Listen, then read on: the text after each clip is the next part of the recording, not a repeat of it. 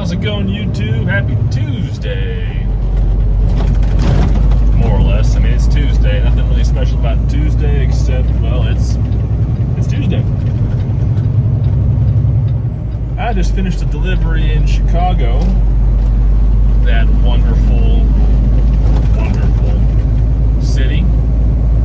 And for any driver who's had to operate in the very dense conditions of a very much urban environment, meaning old, narrow streets, old buildings that aren't designed to accommodate modern semi-trucks, and corners that have posts and God knows what else in the way, plus parked cars, trees, pedestrians, other drivers, and dumpsters and trash and ditches and potholes. You know how much fun that whole process can really be. It's really not fun at all, but you know, it is what it is. Let me set the story for you here. So it's a delivery. It was 43,000 pounds of bakery supply, flour in other words, that I was taking to a very small outfit in Chicago. All right, straightforward. Now, to get there, I had to navigate through the streets of Chicago, which, of course, are not designed for semi-trucks, and there's also a stoplight every 300 feet, give or take. So I hit just about every light coming off the interstate to one of my last turns. And then when I got there, the way Gypsy, aka Gypsy GPS, the way Gypsy wanted to route me was going to be down a residential street with parked cars either side and maybe 16 feet of width to work with in the street itself. In other words, no place for a semi-truck, no ability to maneuver, and I'm stuck behind a slow poke right now that I want to run over, but instead I'll just go ahead and pass them because the heck with this noise, let's roll. Anyway, so to get into the delivery area, to get to the loading dock, I have to do a blind side backup, a blind side reverse. Now, those are never fun, especially when you're in extremely tight conditions and visibility is poor. Yeah, I've got functional mirrors left and right, plus my hood mirrors. They're all good to go, but it's still an extremely tight situation, and in order to make sure you don't hit anything, great care must be taken, because I had parked cars to either side of me, you know, ahead of me and behind, so I had to make sure I accounted for them. And of course, it's still an active street. It wasn't a private drive, so I still had to account for drivers. Now, when I started in my maneuver, a couple of cars came at me, so I made sure that I got out of the way, let them go on by. All right, no problem. Check for traffic, no traffic, and I start my reverse. I start my blind side back. So I'm off tracking, I'm getting the trailer into the slot, and then these two cars come on up on me.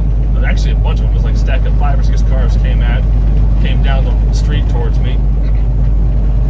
And you can see I'm in the middle of a blind side back. It's a difficult maneuver. It's not easy. But of course, these folks don't know that because they're not truckers. They're just regular people.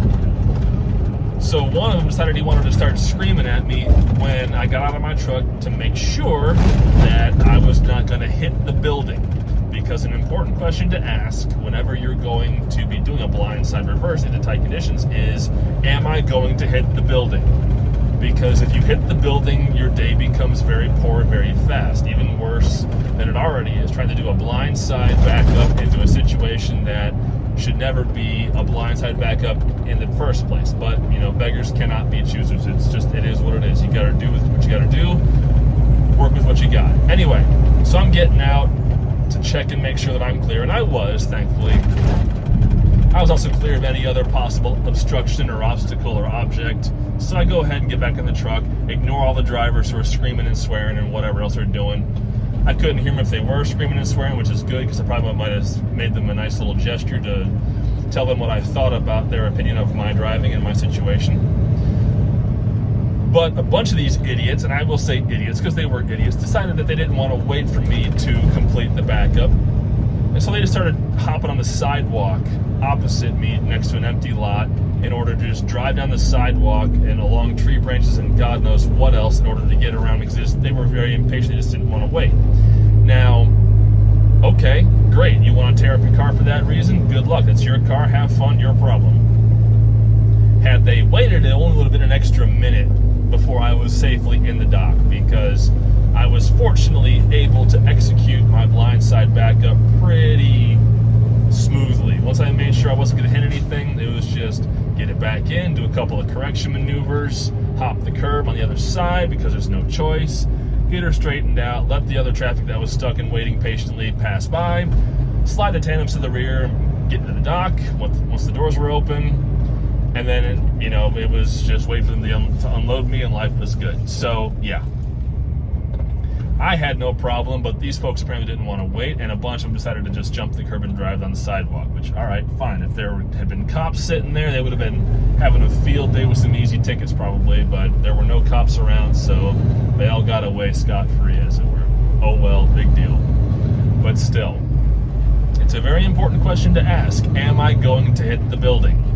Am I going to hit a parked car? Am I going to hit a trash can? Am I going to hit a dumpster? Am I going to damage my landing gear on this curb? Am I going to blow a tire, hop in this other curb? Am I going to do this? Am I going to do that? It's a lot of questions you got to ask when you're backing into tight conditions, because if you own your truck and your trailer, as I do, you have to make sure that you're not going to be putting your equipment into a situation you cannot get it out of.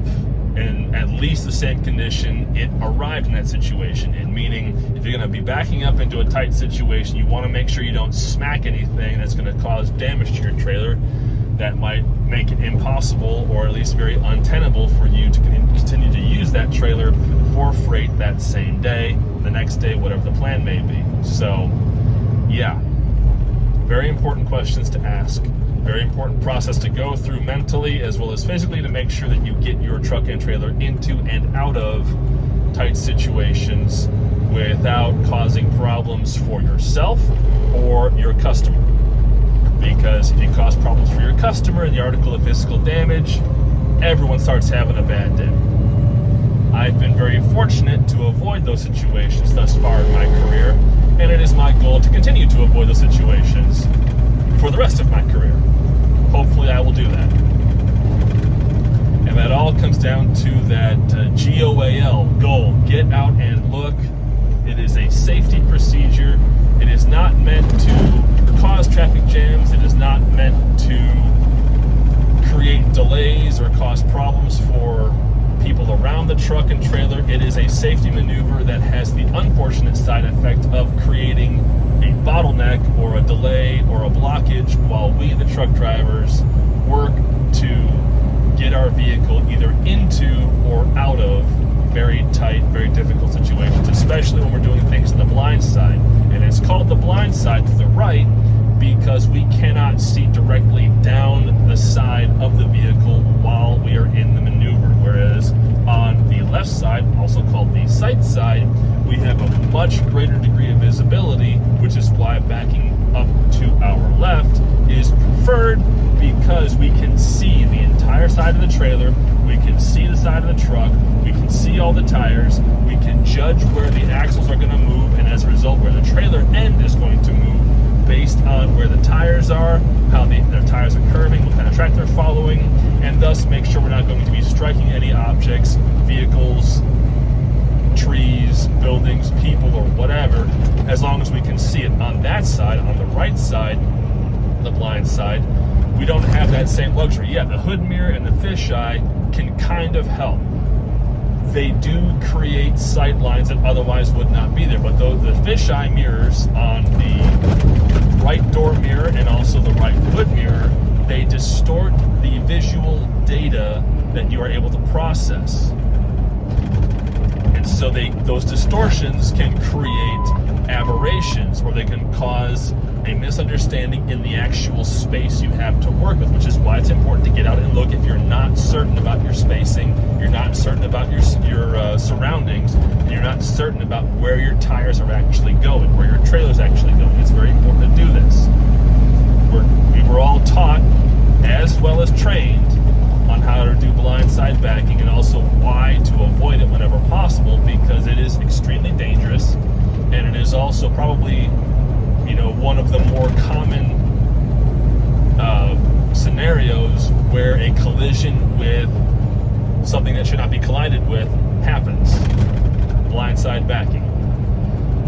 The funny thing is, a little bit of tooting my own horn here, I used to be a photographer for a chain of dealerships. I used to do car photography for their inventory on the website. A lot of fun. It was a good job. Didn't pay a whole lot, but it was still a fun job. I enjoyed it. So I did a lot of blindside backing with the vehicles into and out of the photo booth in order to photograph the vehicles. Also did back, cars out of wash bays into the photo booth, because that's where the photo booth was. It was right by the car wash, and it was just nice angled in, and then it could angle out or pull forward and out and around depending on the situation. But you had to be very spatially aware. You had to make sure you knew where the car was going to go, had to angle it just right so you could stance it properly for the photos. So the funny thing is that sometimes I'm actually better at doing a blind side backup than I am doing a sight side backup. Sometimes. Not always, but sometimes. Which I find really, really funny. It's just one of those things. But anyway, a little bit of annoyance this morning, but no one died. Didn't hit the building. Got the delivery completed, and now I'm going home. With that being said, YouTube, thank you so much for watching, and I'll see you down the road.